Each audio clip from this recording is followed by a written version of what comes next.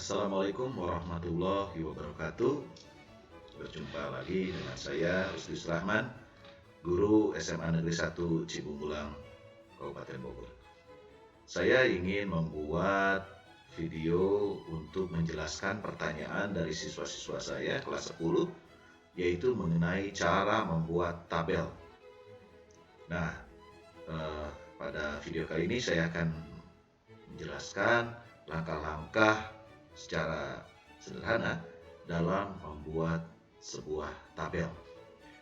Langkah yang pertama adalah arahkan pointer kita ke menu insert, kita klik menu insert, kemudian kita masuk ke sub menu tabel, ya, kita klik tabel, kemudian kita pilih insert tabel. Nah, di sini kita bisa menentukan berapa kolom yang akan kita buat, berapa kolom, kemudian berapa baris. Nah, kalau kita pengen kurang atau lebih, kita bisa menentukan melalui pilihan secara manual, ya. Kita masuk ke menu insert table, kemudian kita di sini ada table size, ada number of column, kita tentukan misalnya number of column-nya 4 dengan cara mengklik tanda panah yang ke bawah. Kalau ke atas menambah, ke bawah mengurangi.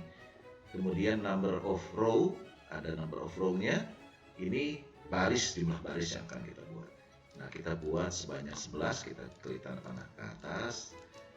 Nah, kita buat 11. Selebihnya akan diatur secara otomatis oleh program Microsoft Word-nya. Kemudian kita klik OK saja. Nah, sudah selesai. Kita membuat 4 kolom, 11 baris. Ini sudah pasti, ya. Nah, kemudian yang berikutnya adalah kita cara mengisi data pada tabel.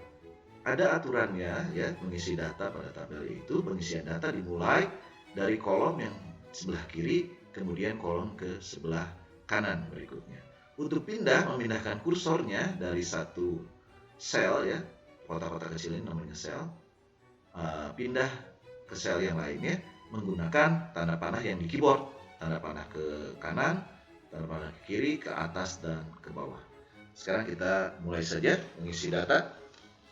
Misalnya di kolom pertama kita isikan nomor, kemudian pindah ke sel berikutnya di sebelah kanan, di kolom sebelah kanan, ya. Kita tekan tanda panah ke kanan di keyboard, kemudian kita ketikkan nama misalnya. Berikutnya lagi kita masukkan nilai, geser lagi ke kanan, kita masukkan keterangan. Nah, untuk pindah ke bawah, ya, kita tekan tanda panah ke bawah saja. Kemudian kita geser ke kiri, kita masukkan nomornya angka 1 misalnya, angka 1, kemudian geser ke sebelahnya misalnya Rudi, geser lagi ke kanan dengan nilai misalnya 78, keterangannya misalnya lulus. Beda lagi ke bawah, geser lagi, kita isi lagi angka 2, geser ke kanan, namanya berikutnya misalnya Anwar.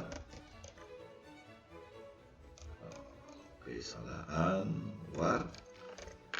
Misalnya nilainya 75, keterangannya tidak lulus. Geser lagi ke bawah, nomor 3, misalnya namanya Vera, nilainya misalnya 79, keterangannya lulus.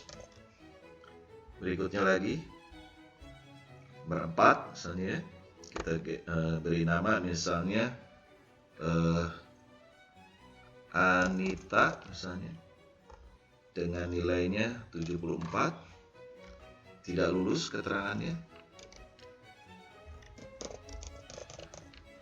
Berikutnya lagi kita isikan misalnya nomor 5, Fitri misalnya, nilainya 80, keterangannya lulus.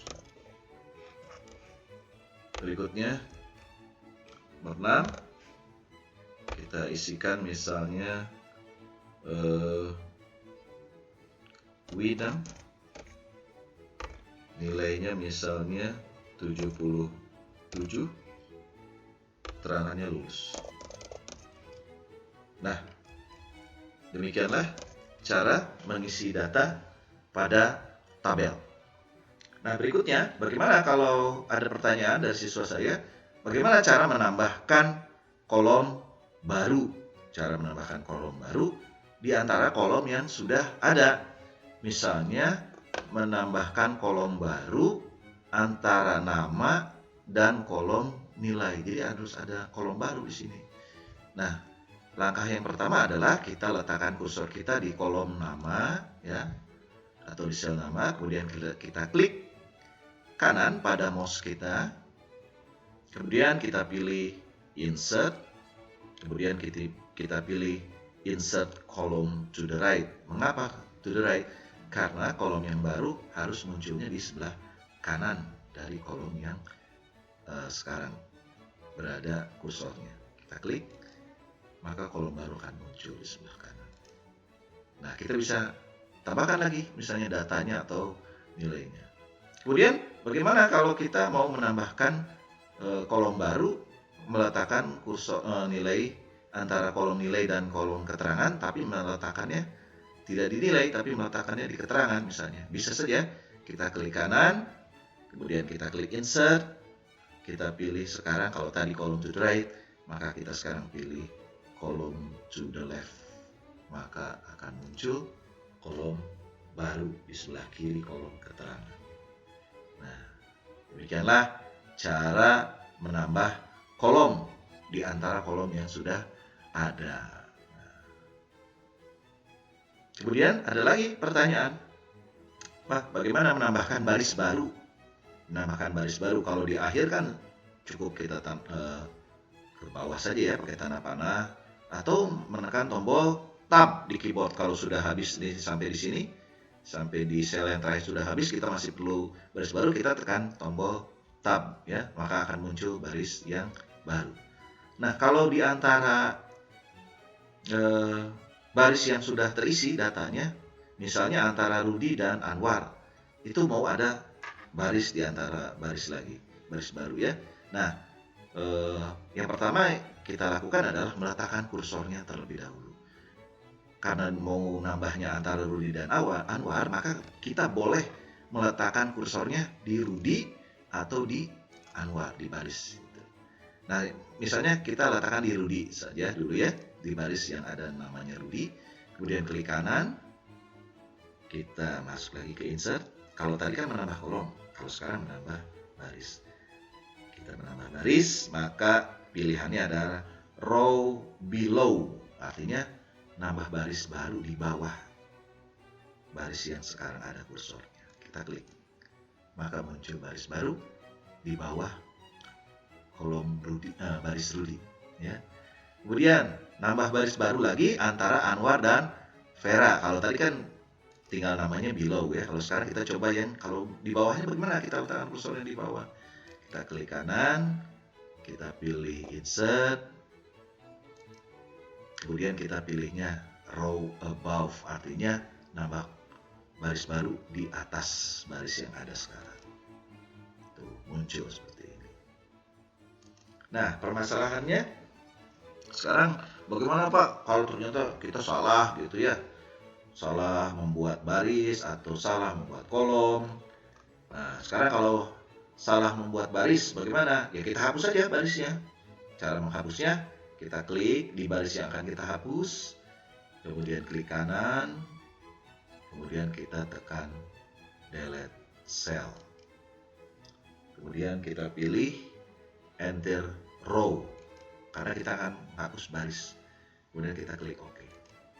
Tuh, baris yang kita letakkan kursornya tadi terhapus.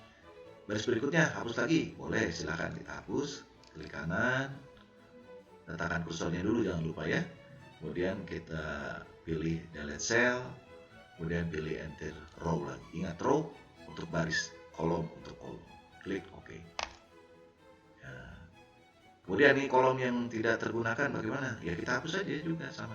Letakkan kursornya lagi di kolom yang akan kita hapus. Di sini boleh, di sini boleh. Pokoknya selama di baris kolom tersebut. Kemudian kita klik kanan, kita pilih delete cell. Kalau tadi pilihannya row, maka menghapus baris. Sekarang adalah pilihannya delete enter kolom, karena kita akan menghapus kolom. Kita klik, enter kolom, kemudian klik OK. Maka kolomnya terhapus. Kolom satu lagi juga demikian. Kita klik kanan, delete cell, kemudian delete enter kolom. Klik OK. Nah, udah terhapus ya. Nah, kalau kita ini sekarang kita mau hapus Fitri misalnya ya. Kita klik kanan, Fitri mau dihapus datanya, delete cell saja, delete, kemudian enter, klik OK. Nah, maka terhapus nama Fitri. Nah, sekarang kita perhatikan nih nomor karena kita membuatnya manual, maka kalau kita terjadi penghapusan data, maka nomornya pun ikut hilang. Jadi tidak berurutan akhirnya 1, 2, 3, 4 langsung 6. 5-nya kan tadi terhapus. Nah, untuk memudahkan kita gunakan penomoran secara otomatis ya, penomoran secara otomatis. Caranya bagaimana? Nomor yang kita ketik manual tadi kita hapus dulu, kita blok dari atas sampai bawah, kemudian kita tekan tombol delete di keyboard kita, terhapus datanya, kemudian kita blok lagi dari baris yang pertama sampai baris terakhir ya, di blok, kemudian kita masuk ke menu home, kemudian kita cari submenu yang numbering, kita pilih numbering, kita klik panah kecilnya, kemudian kita pilih yang number, kita klik, maka secara otomatis dia akan memberikan nomor. Misalnya nih, saya mau menghapus lagi ya, Anita mau saya hapus nomor 4 ya, kita klik kanan, delete cell, pilihannya row, kita klik OK, maka Anita terhapus, tapi angkanya tidak terhapus, dia tetap memberikan nomor secara otomatis. Nah, demikianlah bahasan kita pada video kita hari ini dalam cara membuat tabel secara sederhana. Untuk berikutnya, siswa-siswa dapat mempraktekannya. Bila masih ada permasalahan, silakan ditonton ulang video ini atau bisa ditanyakan langsung ke saya secara offline. Terima kasih atas perhatiannya. Assalamualaikum warahmatullahi wabarakatuh.